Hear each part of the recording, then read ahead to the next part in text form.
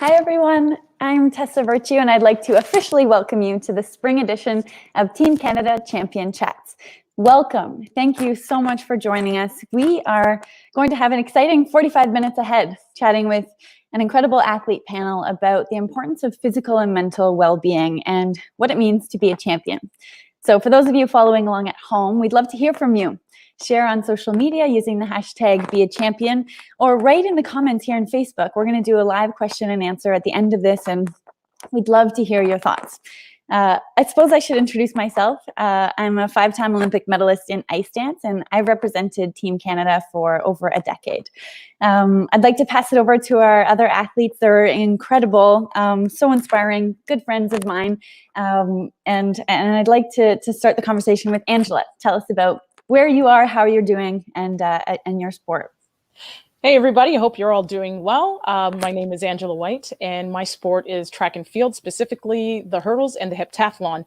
I am originally from Edmonton, Alberta, but I'm currently located in Toronto, Ontario right now. Love it. Thanks for joining us. Andrew, over to you. And I'm currently in Toronto. I'm a swimmer for about 20 years, went to competitions all over the world, 5-time Paralympic medalist, including this gold medal right here, put it in the screen, and happy to answer any questions later on. And just really happy to be here and answer anybody's questions, because that's why we're here, to try to help motivate everybody. So thanks for having me, and back over to Tessa.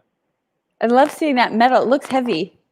It is. Yeah, it's quite heavy. Yeah. Has some weight to it. Looks great. Has some weight. Michelle, can you say hi to everyone? Hey everyone, I'm Michelle Salt. I am currently living just outside of Kelowna, born and raised in Alberta. I competed in the last 2 Paralympics in para snowboard, recently retired to focus on adaptive wake surfing. Amazing. We're all about adapting here at Classroom Champions, aren't we? And Lanny, last but not least, over to you. Yeah. Hi, everyone. I'm Lanny Marchant. I'm originally from London, Ontario, but I'm currently based, that's my dog, Elle. I'm currently based in Boulder, Colorado.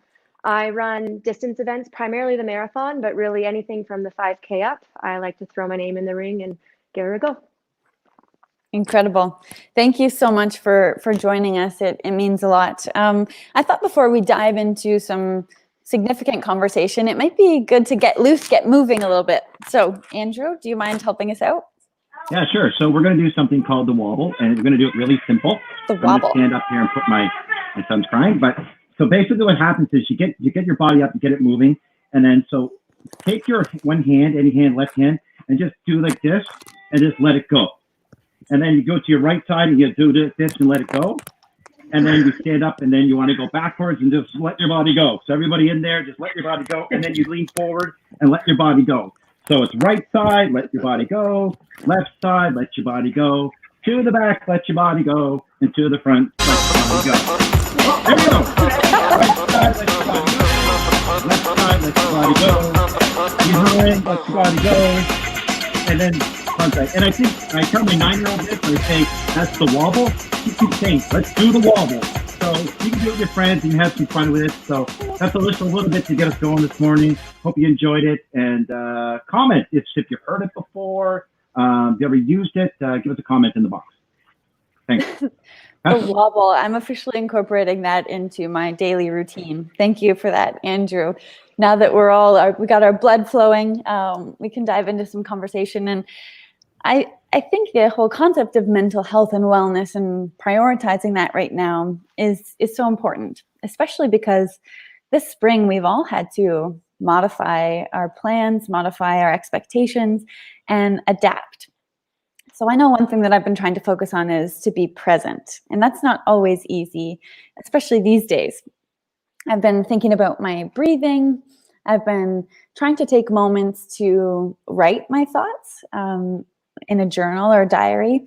And I've been reading a lot too, because I find that when I'm reading, I'm really present in that imaginative space that a story can provide. So I've really enjoyed that. And I'm wondering, Lanny, how is it that you maintain your focus on health and wellness, whether that's physically or mentally, especially amid such turbulent times? Yeah, so for me, the biggest thing is recognizing what you were saying, like you can do deep breathing exercises, you can journal, but also the wobble we just did. You can get up and move your body, be incredibly active. I adopted a dog just over a year ago. So for me, bringing my brain back to center and focusing on how I'm feeling is usually on my walks with my dog. If I'm especially in this space that we're in now with the world, and everyone's had to adjust and adapt. And for me, that means no racing. So instead of getting worried and frustrated by that, I can go hike in the mountains and clear my head with my dog. I love that. And it's a perfect way, especially with an animal, to bring your attention to something that's right there in front of you. And I mean, your poor dog doesn't know what's going on in the world. And that ignorance is also really a beautiful thing. Michelle, do you have any tips on reducing stress or anxiety? So I was in a really bad motorcycle accident 9 years ago, which is how I got into para snowboard. And, you know, during that tough time, I really had to tap into the resilience and the strength that I never really knew I had. You know, during this tough time, I also think about who I was then and again, those strengths. So I like to just remind myself that I'm alive and I'm breathing and I'm healthy, and that I have, you know, a good support system around me.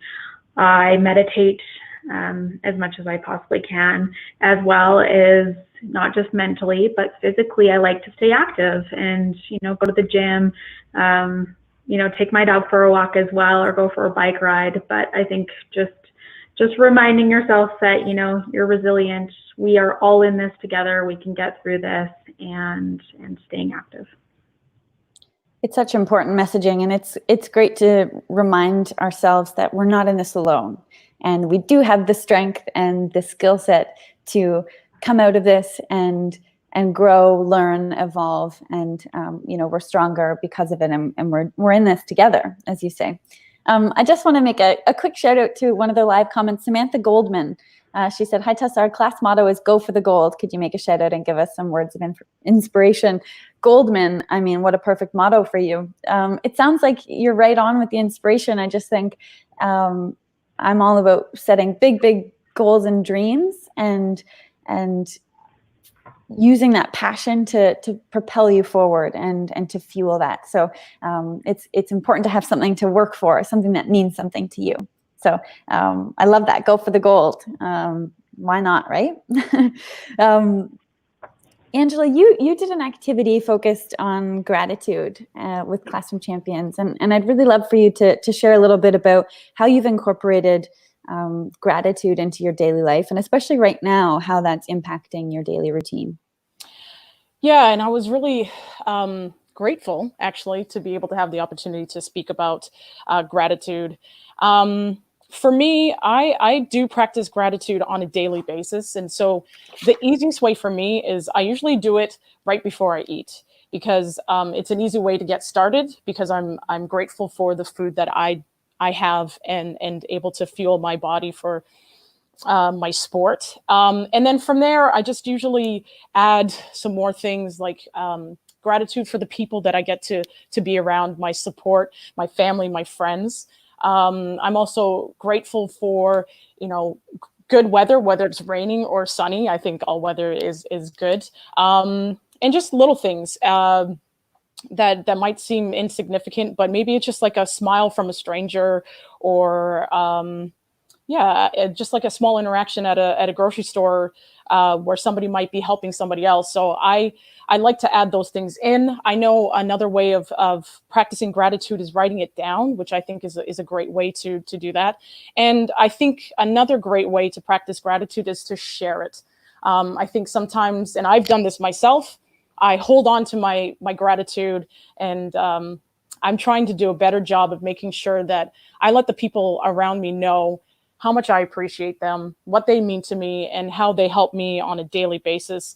And I feel like that feeling spreads, and it really does change kind of your outlook on life if you can just remember the small things that you do have in your life that make things great. Well, now more than ever, isn't it those small, simple things that strike us most and that make us feel proud or happy or make us feel joy, and we have the ability to inspire that in others. Everyone does, because we're all champions, right? That's our motto here. Andrew, you did a really fun challenge to kick off the Team Canada Champion Chat series this spring, and I'd love to hear about that. I'd love for you to tell the audience what that was like.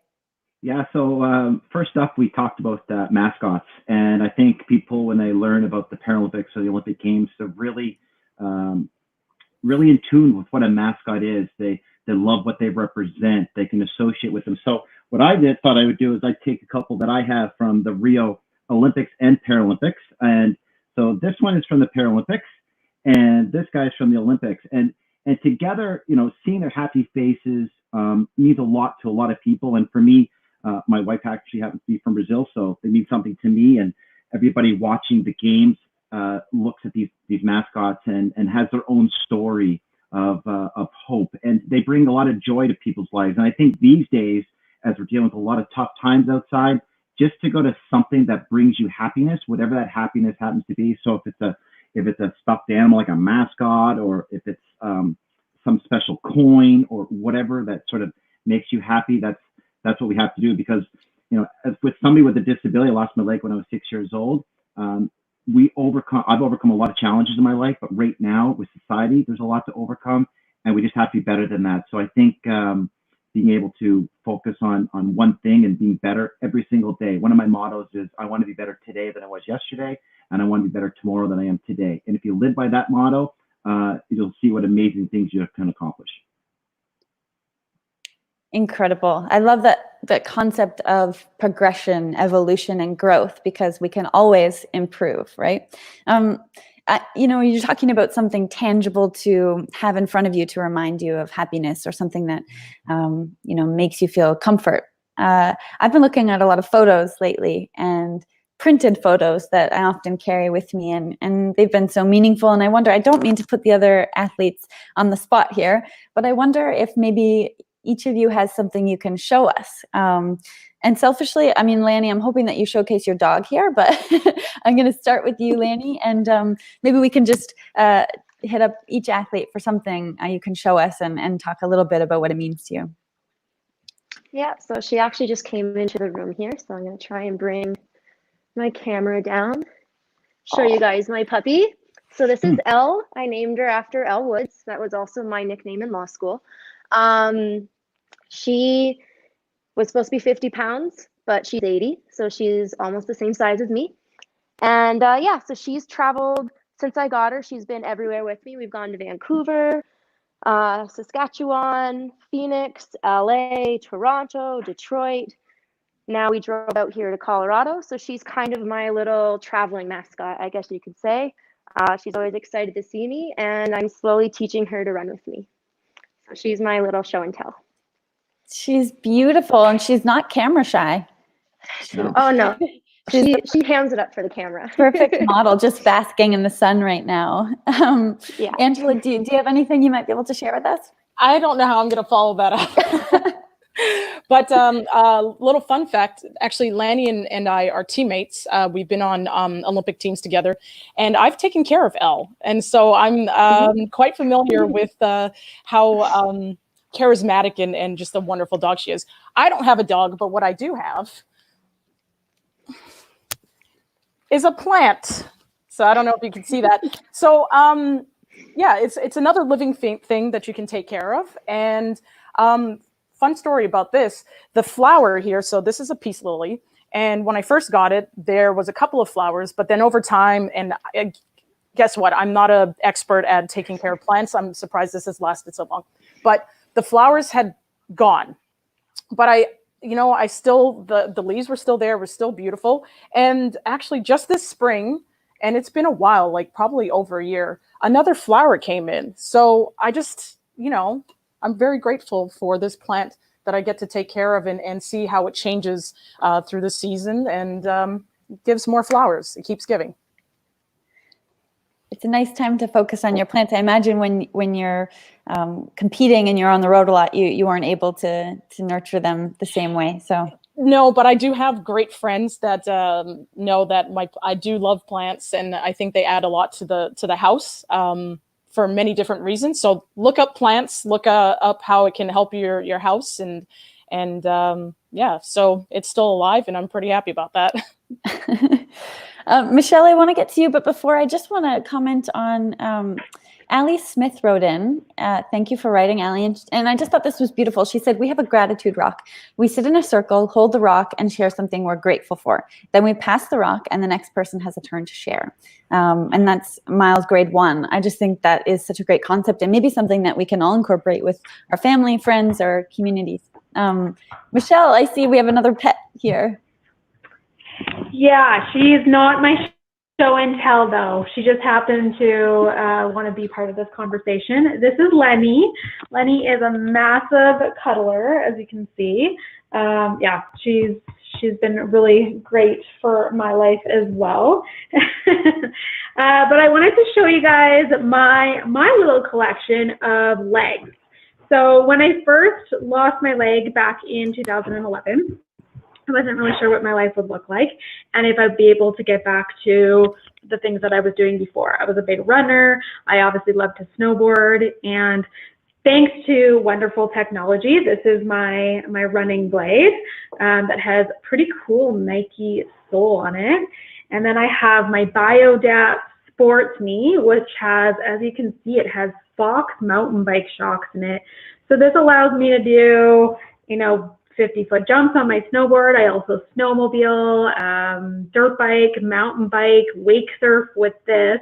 And it usually has a foot attached to it that also has a Fox mountain bike shock. So thanks to technology and, the amazing people that really invented these legs, and of course the one that I'm wearing, that's an $80,000 leg. Yeah, I can do everything I was doing before my accident plus more. So it's pretty incredible. Thanks for sharing that, Michelle. It's so interesting to see. How often are you switching your legs? I definitely switch them when I'm doing sports, so that is quite often. The leg that I have on right now, which is this fancy thing, it is computerized. It's got a nice cover on it. That's the leg that I use for walking around and such. But again, when I'm doing sports, I have my trusty sports knee and my running blade. So neat. We really appreciate you sharing. Thank you. Andrew, I was wondering if you've picked up any new hobbies throughout this time of spending more time at home.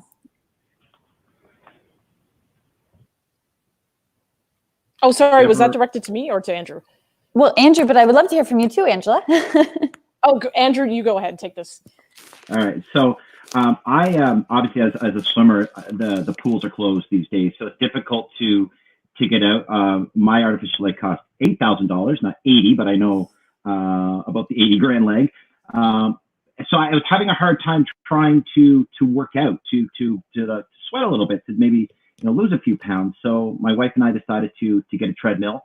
We only have a 1,000 square foot condo here in Toronto, but the treadmill is going great so far.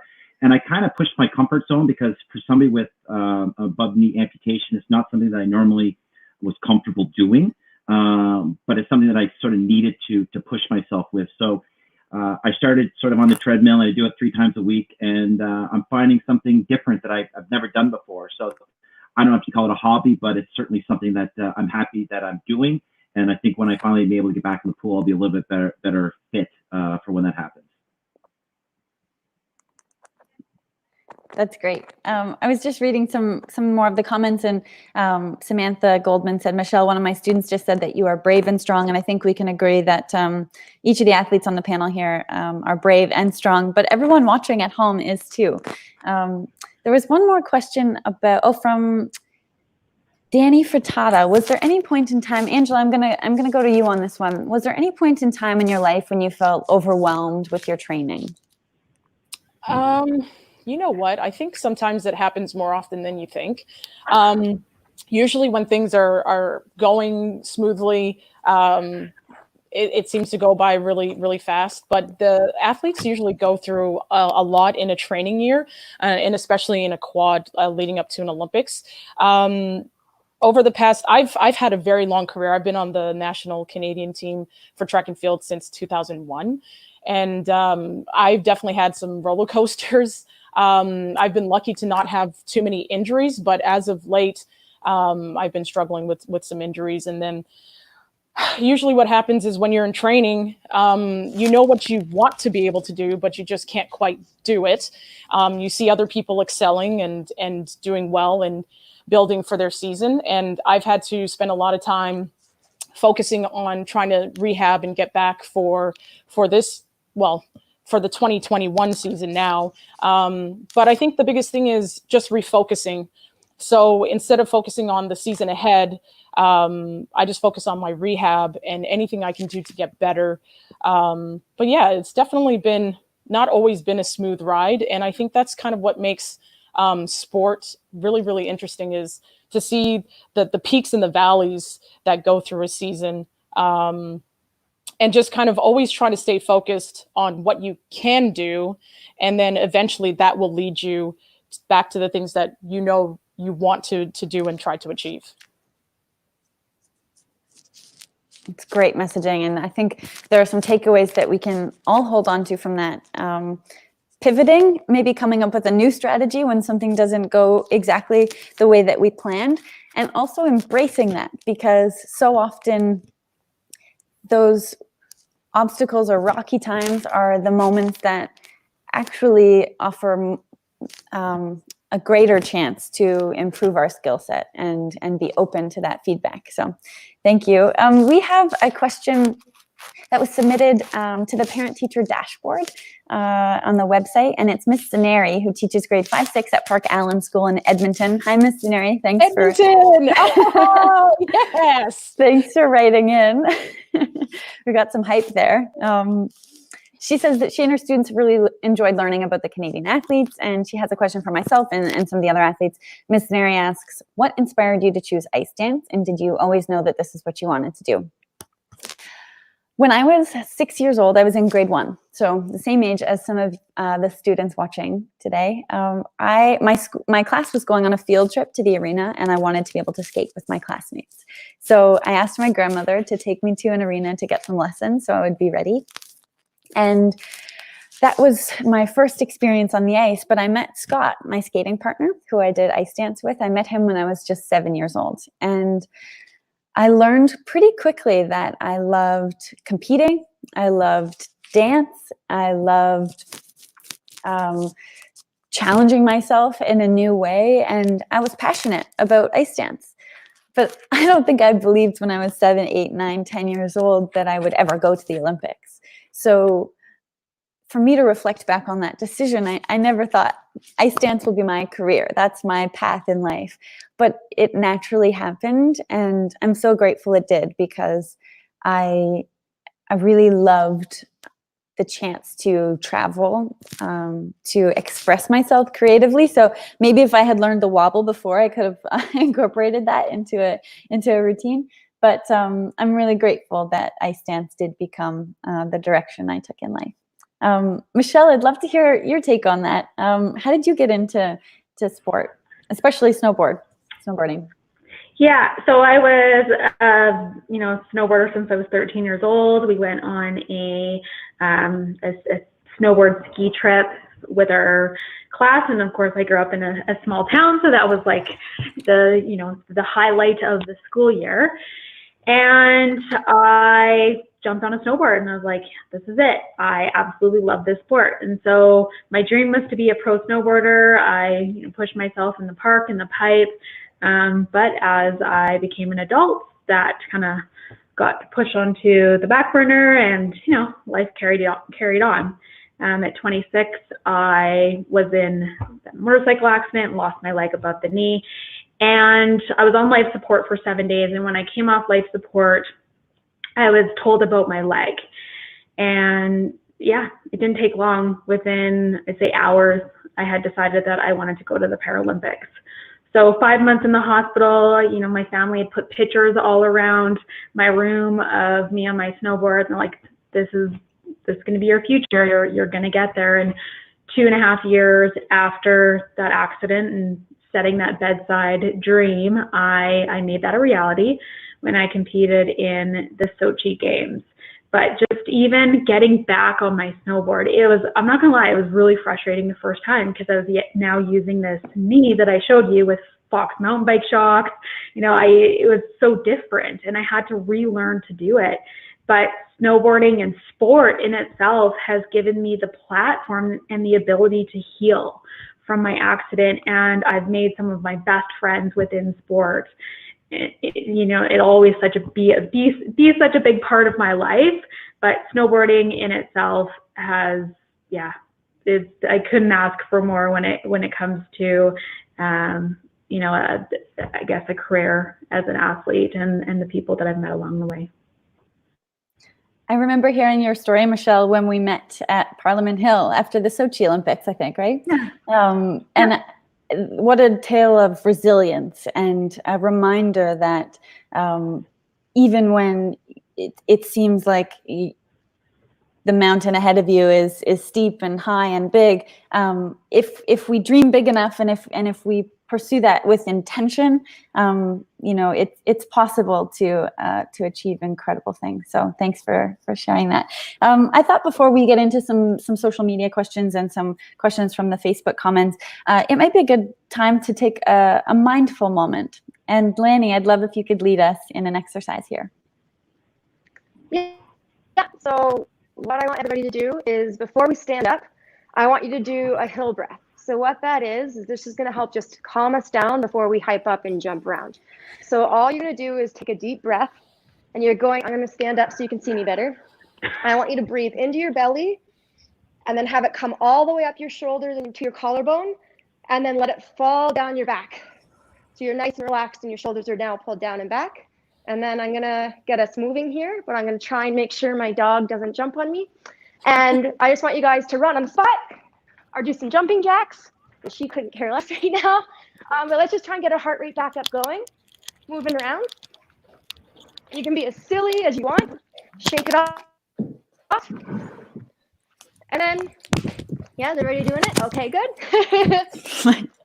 And then what I want you to do is put your hand, feel your blood pumping. Now, I want you to do that hill breath again, keeping your hands on your heart. And I want you to really imagine filling your lungs up with as much air as possible, pulling all that air up to your collarbones, to your shoulder, and then pulling your shoulders down and letting the air fall down your back like it's falling off a cliff. And when you do that, you can feel your heart rate come back down and your back calm again. And this is a trick I use when I'm really nervous for a race. I'll calm myself with a breath, then I jump and dance around. I'm the lunatic on the start lines of races, jumping and dancing. And then before they shoot the gun off, I'll touch my heart, and I'll do another hill breath and try and bring everything back to center and focus back on me. And then I'm ready to go and compete and hopefully have a great race out there. So there's a little movement exercise for you guys. That's awesome. Thank you so much, Lanny. What is so cool about that is it just brings our attention to our senses, right? So how we physically feel. And sometimes when you're nervous, I don't know what you guys feel, but your palms get tingly or maybe sweaty, and your breath gets short, and you feel those butterflies in your stomach. Have you felt that at home? And it's good to notice those things, because sometimes that can also reflect excitement. It doesn't necessarily have to be a negative thing. We can view it as a positive, and it's our body just getting ready to perform. I really like that. I think taking note of what we smell, what we see, how we feel, maybe it's the wind in our hair, on our skin, all of those sensory things allow us to snap back into the present moment. And I think that is a really critical thing. So thanks, Lanny. That was great. And incorporate a little bit of everything: the physical, the mental, the emotional.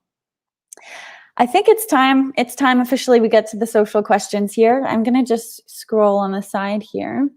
Let's see. Well, Allie Smith says, love this deep belly breaths and brain breaks like Lanny's get us through the school day. That's so true, so important. There was one up here that I really thought was,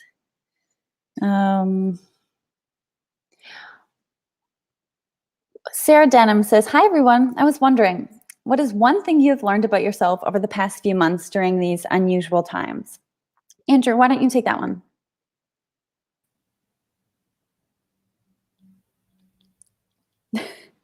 Where's that? Yeah, so I think that I don't know if it's something that I've learned, but something I've always known that we just have to be tough. When times get tough, you just got to persevere and get over it. The Paralympic Committee has this really great video right now about how as a Paralympian we've sort of overcome challenges and a lot of challenges in our lives.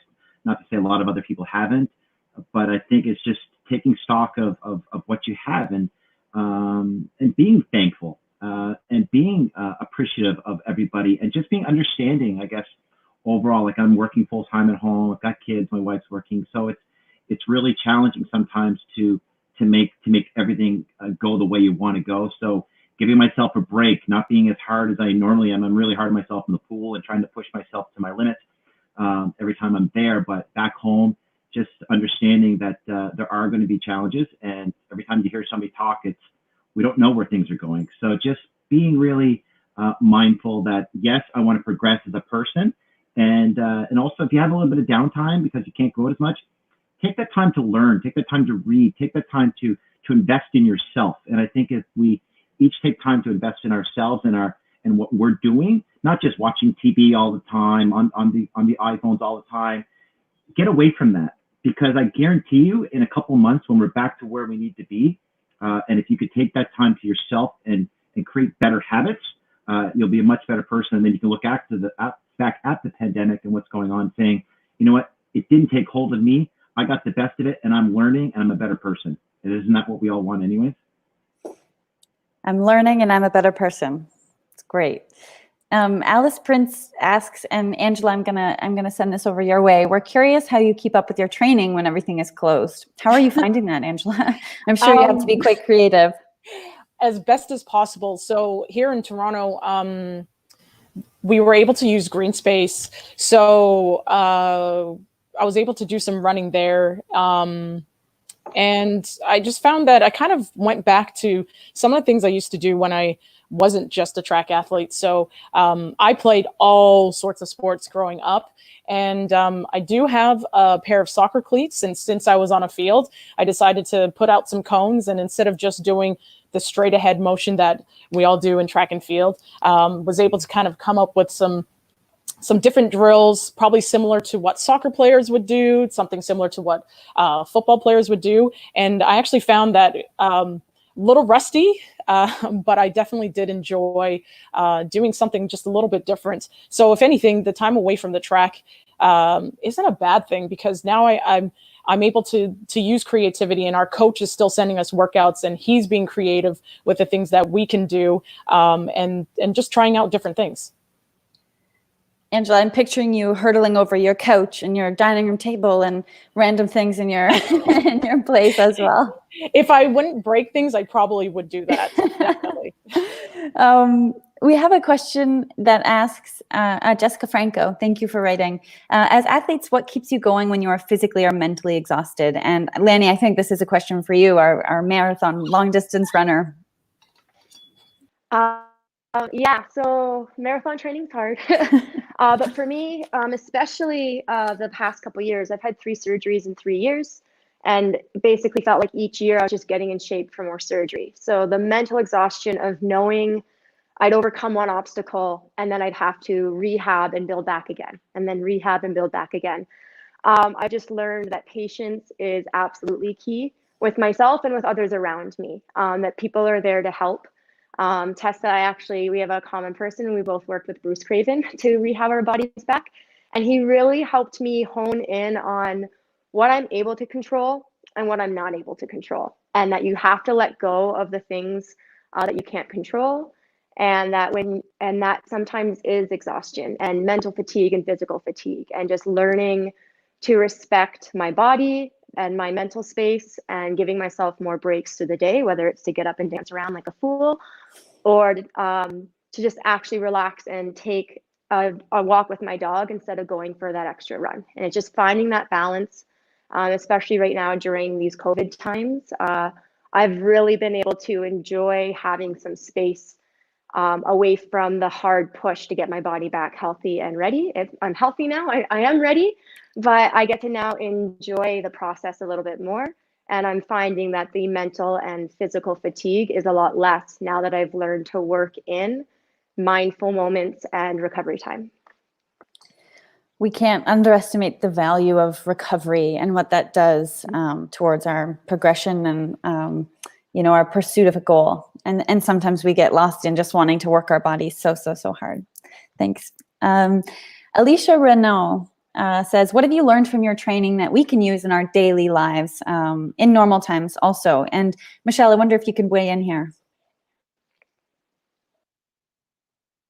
I retired a couple of years ago, but even now I still constantly think about my training and what I learned and how that has carried on to my everyday life.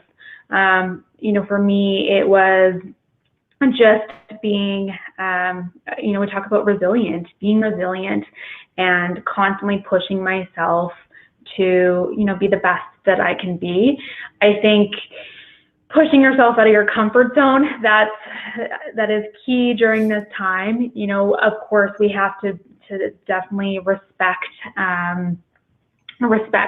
everything that they are telling us to do right now.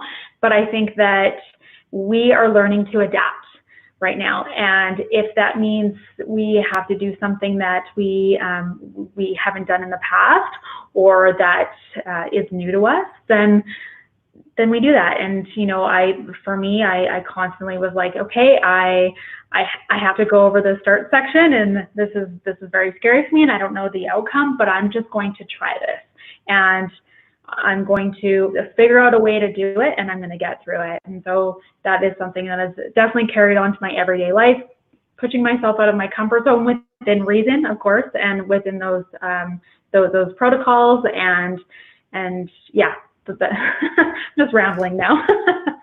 No, we embrace the rambling. We love that. And I like when you said you just have to try, because sometimes, all we can do is our best, and we just do our best in the moment. And the first step towards that is just trying, just putting one step in front of the other and doing the best we possibly can. I wondered if we could all maybe offer one piece of encouragement. Andrew, I'll start with you. Just one piece of advice or one thing that might offer some comfort, especially during these times, to our audience here. Yeah, I think I'm going to speak specifically, obviously, to all the students who are probably not going back to school for the rest of this school year. And I know it's difficult. I've got a 9-year-old at home who, misses her friends. And I'm certainly a lot of you out there are missing the interaction you have with your teachers, with your friends, with certain people in other classes. And I think that, there's a lot going on in life right now, and there's a lot of reasons that you're not going back to school. Do social media, Zoom chat with your friends, FaceTime, those types of things, and just enjoy being home. Just enjoy, the moment of sort of an extra long summer vacation, because it's a unique situation that I think we'll look back on in 5-10 years and go, I made it through that. So be as positive as you possibly can. As I said during my swimming career, that I didn't sacrifice a day in my life in my swimming career because I was investing my time to be better. And right now, I think everybody just needs to invest some time to be better, both mentally, physically, and emotionally, and just be aware that things are changing and we need to change with them. And, there will be brighter days ahead. Well said. Lanny, how about you? What I've found that's something to kind of keep me focused and keep me excited during these times is I actually grew up as a figure skater. And so I've been trying to relearn how to do a shoot the duck or a pistol squat. And so just finding fun and handstand. So I've just been trying to find fun challenges that can kind of get me through some of the low points, and it's something different for me to work on outside of my lawyering or my running. It's just a fun challenge for me. So that's something that you kids can get out there and do, is try and pick up a new skill or play with your siblings and create a game. My family and I, we used to come up with our own ridiculous games in the backyard, being one of 7 kids. And just so I'm trying, as much as I'm here by myself and I'm not with my family, I'm trying to FaceTime them a lot, Zoom with them. We'll play games. We'll do handstand challenges on the phone, and just finding different ways to challenge my head and my body, and trying to be creative with how I'm reaching out to the people that I'm missing right now. I did know that about you, that you used to be a figure skater, and I love that. And I don't know if I'm inspired to try shoot the duck, but I love the handstand challenge. Maybe you can share some of your photos with us, and we can keep up to date on your progress. Yeah, definitely. Angela, how about you? Any encouragement for our audience? Yeah, and I think this time is unprecedented, and I think this is a good time to test ourselves and to not be afraid.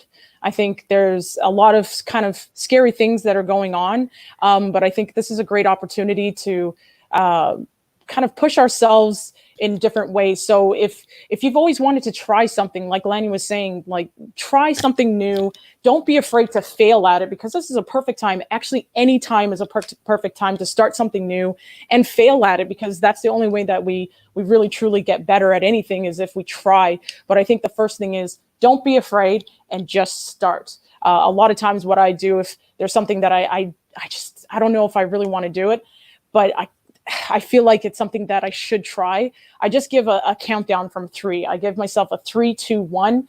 And as soon as I say 1, I just go for it. And whatever the outcome is the outcome. But the best thing to do is to not be afraid.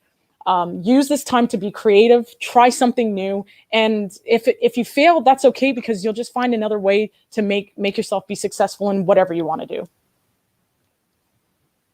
I love that. We can't be afraid of failure, right? Because how else do we get to learn about ourselves and try new things? And I think taking that fear out of it and just making it part of the process, whatever it is really important. So thanks, Angela, for sharing that. No worries.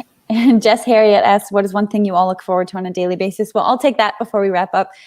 Coffee, for one, a walk, and a talk with my family. Those video chats have served as such a bright spot in my day. So with that, I want to thank you all for joining. This has been incredibly insightful, and I hope that there are some takeaways about being present, prioritizing your mental health, and also practicing gratitude. I think there are many strategies that I'll be implementing into my daily life moving forward. And I want to also leave you with a challenge in true classroom champion fashion. I want you to think about kindness and how that makes you feel. When someone does something nice for you, that feels pretty good, doesn't it? So I want you to reflect on that, and then think about someone in your life, whether that's a family member, a loved one, a friend, or maybe someone in your community, and think of something kind you can do to make their day better. So some examples might include drawing a picture and putting it up in your window for any passerby to see. I've seen people painting rocks and leaving them around the community to maybe put a smile on someone's face. Writing letters. I love the idea of sidewalk chalk as well. There are so many things, and I would love you to try that and let me know how that makes you feel. So share your act of kindness, pay it forward. Use the hashtag #BeAChampion, and I'll be following along. I can't wait to see what you come up with. This isn't the end. There's much more Champion Chats excitement to come, but I thank you for joining us, and stay tuned for what's to come. Thanks, everyone. Thanks to our athlete panel. You guys are the best. Thank you. Thanks, everybody. Safe summer. Bye, everyone. Stay safe. You too. All right.